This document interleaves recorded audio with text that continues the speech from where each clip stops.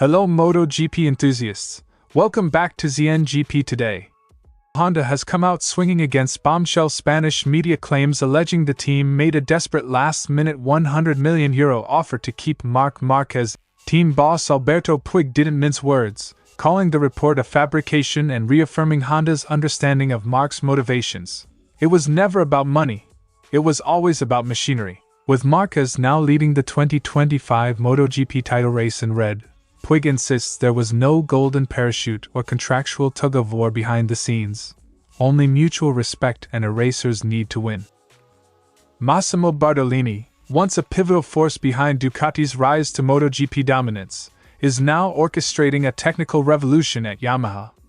In a candid interview, the new Yamaha MotoGP Technical Director opens up about his shock departure from Ducati, his total creative control at Yamaha, and the ongoing battle with tire grip that continues to define their 2025 campaign. From fresh philosophy to fresh hardware, Bartolini's mission is clear: bring Yamaha back to the top. MotoGP fans await the return of reigning champion Jorge Martin, who has been sidelined by a brutal Qatar crash that left him with 11 fractured ribs and a damaged lung. Aprilia Racing have now provided a tentative timeline for his comeback, targeting a return before the summer break, while off-track rumors suggest Martin could invoke an escape clause to quit the team at the end of the season. Don't forget to click subscribe button and the bell icon for MotoGP news update.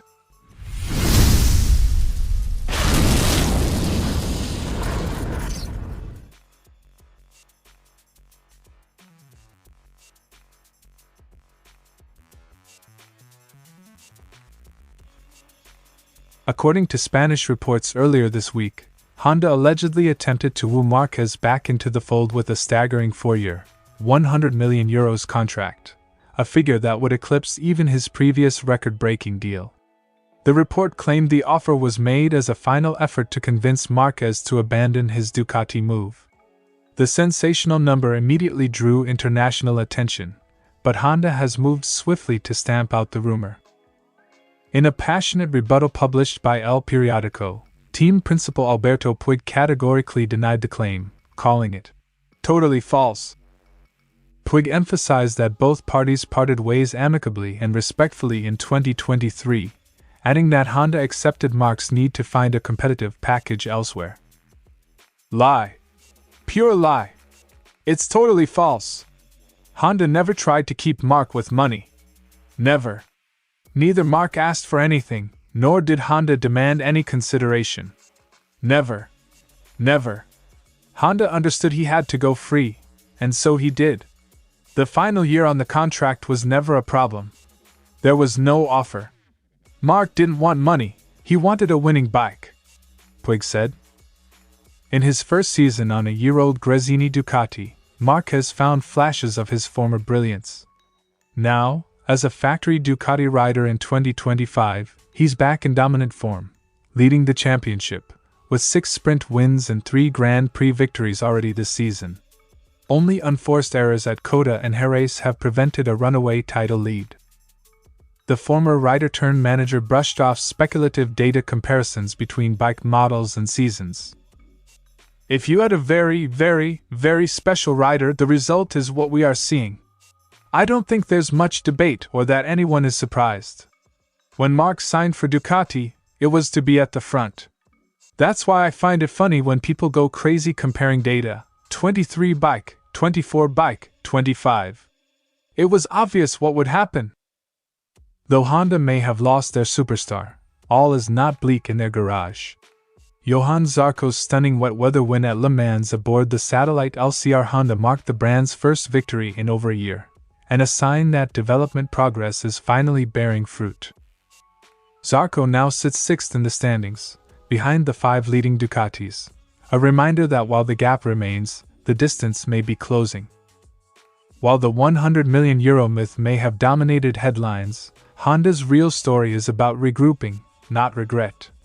Marc Márquez has moved on, and clearly moved up, but Honda, led by Alberto Puig, insists they did so with dignity, not desperation. As Ducati dominates and Honda begins to claw back, the 2025 narrative is now shifting from what was to what could still be. After 2 decades with Ducati, Bartolini shocked the paddock by jumping ship to Yamaha in late 2023. The Italian engineer, widely regarded as one of the architects behind the Desmacetici's evolution, says the decision wasn't driven by financial incentives, but by the hunger for a new challenge. Ducati, made me an offer. They were kind. But at Ducati there was no space for a new challenge. It was a well-structured machine. I wanted something that allowed for growth and change, Bartolini said. Despite reports of Ducati trying hard to retain him, Bartolini confirmed Yamaha's opportunity to build something from the ground up was too good to resist. Since joining in January 2024, Bartolini has led a profound transformation of Yamaha's technical direction. A key part of this shift is balancing development between Yamaha Motor Company in Japan and Yamaha Motor Racing in Italy. I demanded the ability to be involved in every part of the bike. Both Japan and Italy must have equal influence in decision-making. The future lies in collaborative development, not regional silos. He now operates as both technical director and project manager, an unprecedented role within Yamaha's historically rigid structure. One of the most radical changes under Bartolini's leadership is Yamaha's move toward a new V4 engine architecture, shifting away from their long-standing inline-4 legacy. But while top speed has improved, grip issues remain Yamaha's Achilles heel. He adds that while Fabio Quartararo and Jack Miller have both shown flashes of potential, grip management continues to hinder consistency. Sepang gave us some confidence, but the improvements looked bigger than they were.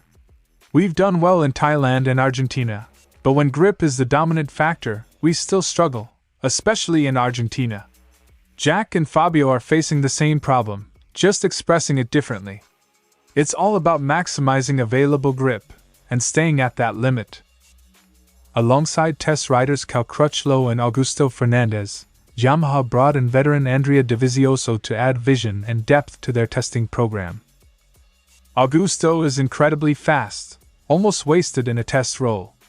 Dovi, though, helps him grow. He brings long-term vision, experience across multiple bikes, and a willingness to invest in a complicated but promising project. Bartolini emphasizes Dovi's importance not just in testing parts, but in shaping Yamaha's development roadmap. On the ongoing debate between engine configurations, Bartolini insists it all comes down to tires, and adapting to Michelin's characteristics. Bridgestone tires encourage front-weighted bikes. But Michelin's dynamics are different. You need to rethink the entire balance. That's why a switch to V4 makes sense.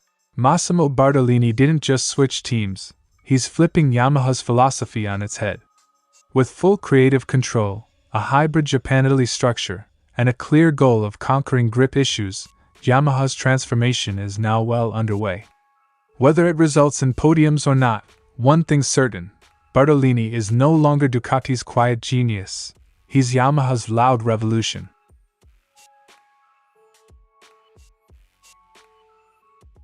Martin's accident occurred during his first Sunday race on the Aprilia RSGP, after already missing rounds in Qatar and the Spanish GP due to preseason testing injuries.